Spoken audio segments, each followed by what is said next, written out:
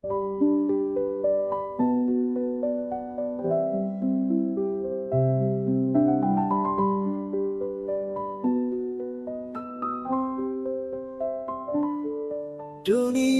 penuh nestapa, kerusakan merajalela, ekonomi yang tak adil, kesenjangan terus bergulir, politik bertipu daya, kebenaran hilang makna, lingkungan merintih sedih, alam rusak tak terperi.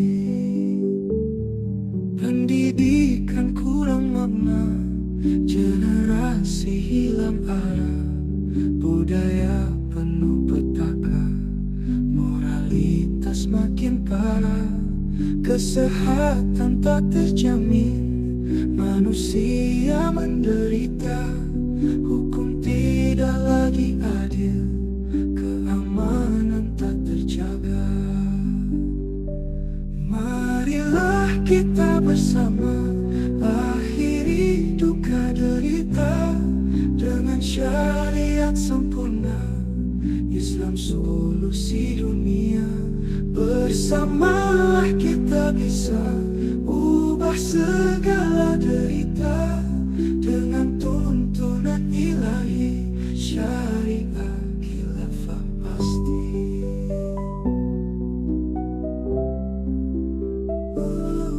Bersamalah kita bisa ubah segala derita dengan tuntunan ilahi, syariah khilafah pasti.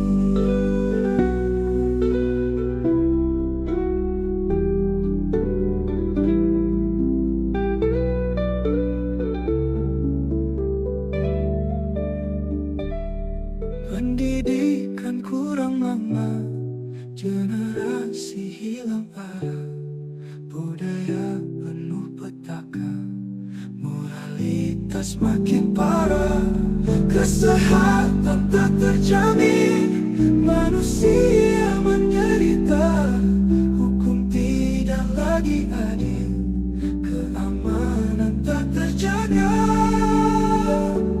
Marilah kita bersama akhiri duka derita dengan syariat sempurna, Islam solusi dunia.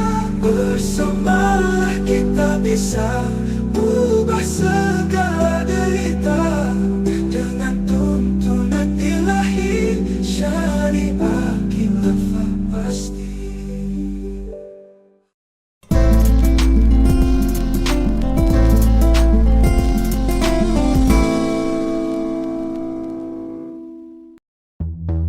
Inilah Buletin Dakwah Kafah edisi 409, 11 Rabiul Awal 1447 Hijriah atau 5 September 2025 Masehi dengan judul Hikmah Maulid Nabi meneladani metode perubahan politik ala Rasulullah Shallallahu Alaihi Wasallam.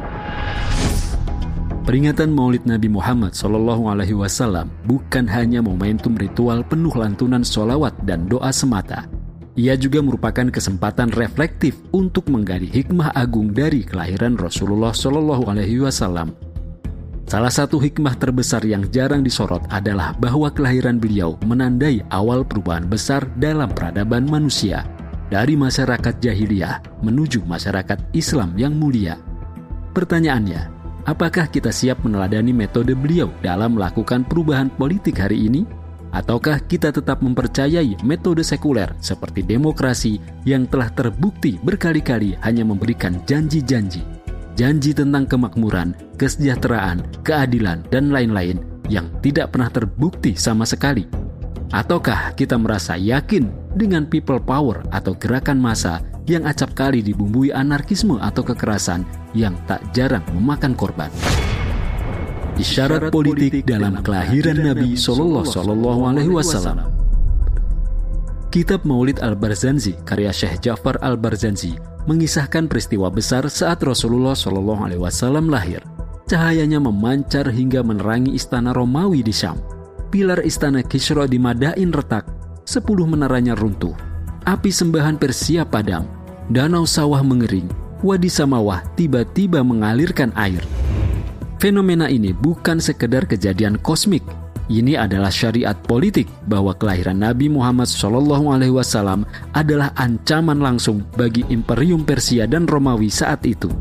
Beliau lahir sebagai pemimpin perubahan politik global yang akan meruntuhkan tatanan kufur dunia dan membangun peradaban baru, peradaban Islam. Di pasar Zilmajas, Nabi SAW pernah berseru, "Hai manusia, ucapkanlah la ilaha illallah, niscaya kalian beruntung." Hadis riwayat Ahmad. Seruan itu bukan hanya dakwah tauhid, ia sekaligus merupakan deklarasi visi politik bahwa perubahan sejati berawal dari pengakuan terhadap kedaulatan Allah Subhanahu wa taala. Lalu ketika menggali parit Khandaq, Nabi SAW memukul batu besar 3 kali. Saat pukulan pertama, beliau mengucapkan bismillah, lalu pecahlah sepertiga batu itu. Beliau bersabda, "Allahu Akbar, aku telah diberi kunci Syam. Demi Allah, sesungguhnya aku benar-benar melihat istana-istana merahnya dari tempatku ini." Kemudian beliau mengucapkan bismillah, lalu memukul sekali lagi hingga pecah sepertiga batu itu. Beliau bersabda, "Allahu Akbar, aku telah diberi kunci negeri Persia. Demi Allah, sesungguhnya aku benar-benar melihat kota-kotanya dan aku melihat istana putihnya dari tempatku ini." Kemudian beliau mengucapkan bismillah, lalu memukul dengan pukulan lain hingga tercabutlah sisa batu itu. Beliau bersabda, "Allahu Akbar, aku telah diberi kunci negeri Yaman. Demi Allah, sesungguhnya aku benar-benar melihat pintu-pintu kota San'a atau Yaman dari tempatku ini." Hadis riwayat Ahmad dan An-Nasa'i. Sejarah kemudian mencatat bahwa nubuat itu menjadi nyata pada saat khilafan Umar bin Khattab radhiyallahu an. Saat itu 2 negara adidaya, yakni Persia dan Romawi, benar-benar telah berhasil ditundukkan di bawah kekuasaan Islam. People power hanya mengganti rezim, bukan sistem.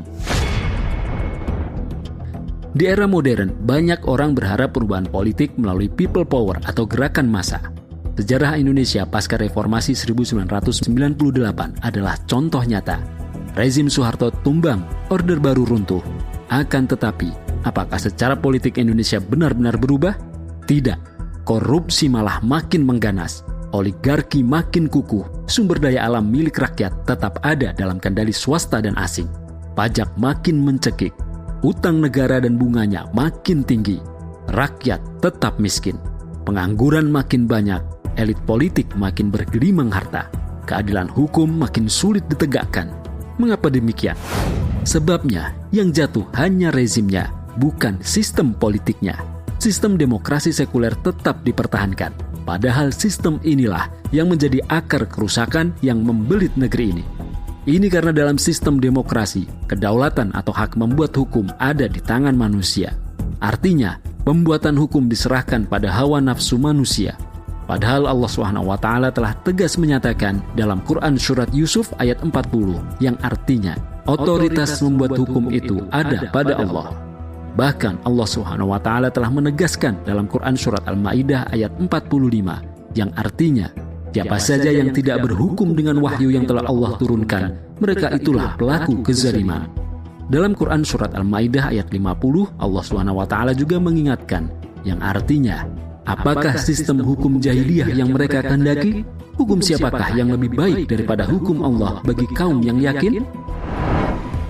Jelaslah, demokrasi yang menempatkan kedaulatan atau hak membuat hukum di tangan manusia adalah sistem hukum jahiliyah.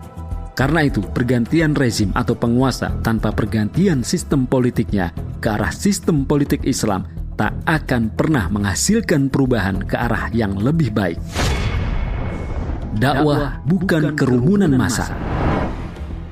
Islam memiliki metode perubahan politik yang jelas dan tuntas. Rasulullah SAW tidak pernah menyerukan revolusi massa untuk menggulingkan rezim Quraisy. Beliau menempuh metode dakwah yang terarah melalui 3 tahap. Pertama, taskif atau pembinaan. Beliau membina para sahabat dengan fikroh Islam agar keimanan mereka kokoh dan mereka siap berjuang untuk perubahan. Kedua, tafa'ul ma'al ummah, yaitu interaksi dengan masyarakat. Beliau mendakwahkan Islam secara terang-terangan di tengah-tengah masyarakat, sekaligus membongkar kebusukan sistem kufur hingga opini umum berpihak pada Islam. Ketiga, tolabun nusroh atau menggalang dukungan. beliau menggalang dukungan dari ahlul quwah atau para pemilik kekuasaan untuk menegakkan sistem politik dan pemerintahan Islam. Ketiga tahapan ini beliau tempuh tanpa kekerasan sama sekali, apalagi melalui people power atau gerakan massa yang menjurus pada anarkisme atau kekerasan. Pada akhirnya, terutama melalui tahapan Thalabun Nusrah, beliau berhasil meraih kekuasaan atau istilamul hukum secara damai dari ahlul quwah di Madinah yang didukung oleh mayoritas penduduknya. Saat itu mereka menyerahkan kekuasaan mereka secara sukarela kepada beliau. Sejak itu beliau segera memproklamirkan pendirian daulah Islam untuk pertama kalinya. Dengan metode ini, perubahan politik yang lahir bukan sekedar jatuhnya penguasa, melainkan tumbangnya seluruh sistem jahiliyah diganti dengan sistem Islam. Hasilnya adalah peradaban Islam yang bertahan berabad-abad lamanya. Landasan historis Baiat Aqobah kedua. Ibnu Hisham bertutur, tatkala mereka berkumpul untuk Nabi SAW di Aqobah, beliau berkata kepada mereka, "Kalian membaiat aku untuk mendengar dan taat, serta untuk menolong dan melindungi diriku, sebagaimana kalian melindungi diri, istri, dan anak-anak kalian." Inilah baiat Aqobah kedua yang menjadi alasan bagi penegakan daulah Islam di Madinah. Demikian sebagaimana ditegaskan oleh Al-Mubarakfuri, sesungguhnya baiat ini adalah fondasi kokoh bagi penegakan daulah Islam pertama yang memerintah dengan wahyu yang telah Allah turunkan dan membawa Islam ke seluruh dunia. Dari nukilan di atas tampak jelas bahwa Rasulullah SAW melakukan perjuangan perubahan politik dari masyarakat jahiliyah di Makkah yang lemah dan tertindas menuju masyarakat Islam di Madinah yang penuh dengan rahmat dan keadilan dalam naungan daulah Islam. Jalan mana yang kita pilih? People power atau gerakan massa sejauh ini hanya memberikan euforia sesaat. Faktanya, people power selalu gagal mengubah sistem rusak yang menjadi akar masalahnya. Sebaliknya, metode perubahan politik ala Rasulullah SAW telah terbukti efektif dalam proses perubahan hingga melahirkan peradaban agung. Alhasil, jika umat Islam benar-benar ingin lepas dari siklus tirani dan ketidakadilan, jawabannya bukan demokrasi atau people power atau gerakan massa. Jawabannya adalah meneladani metode dakwah dan perubahan ala Rasulullah SAW, menempuh thariqah nabawiyah, menegakkan Islam kafah, dan membangun kembali sistem pemerintahan Islam. Itulah sistem khilafah ala minhajin nubuwah sebagai pelanjut daulah Islam yang dirintis oleh beliau untuk pertama kalinya. Apalagi para ulama Ahlus Sunnah wal Jamaah telah sepakat bahwa khilafah adalah kewajiban syar'i, bukan sekedar pilihan politik. Salah seorang ulama mazhab Syafi'i terkemuka, Imam Al-Mawardi, tegas menyatakan, imamah atau khilafah itu ditetapkan sebagai pengganti kenabian dalam menjaga agama dan mengatur urusan dunia. Mengangkat seorang imam atau khalifah bagi umat hukumnya wajib berdasarkan ijma'. Imam An-Nawawi, salah seorang muktabar mazhab Syafi'i, juga menegaskan, para ulama telah bersepakat bahwa wajib atas kaum muslim untuk mengangkat seorang khalifah atau menegakkan khilafah. Kewajiban ini berdasarkan syariah, bukan berdasarkan akal. Bahkan Imam Nawawi menganggapi batil paham yang menolak kewajiban menegakkan khilafah ini. Beliau berkata, adapun apa yang dikisahkan dari Al-A'sam bahwa khilafah tidak wajib, atau juga dari yang selain dia bahwa khilafah wajib hanya berdasarkan akal, bukan berdasarkan ketentuan syariah, maka kedua pendapat ini batil. Alhasil, peringatan Maulid Nabi SAW sudah seharusnya diarahkan untuk memotivasi umat agar sungguh-sungguh melakukan perubahan politik ke arah Islam sebagaimana yang telah dicontohkan oleh Rasulullah SAW, bukan dengan tetap mempertahankan sistem demokrasi sekuler seperti saat ini. Hanya dengan itu, peringatan Maulid Nabi SAW akan jauh lebih bermakna. Wallahu a'lam bishawab.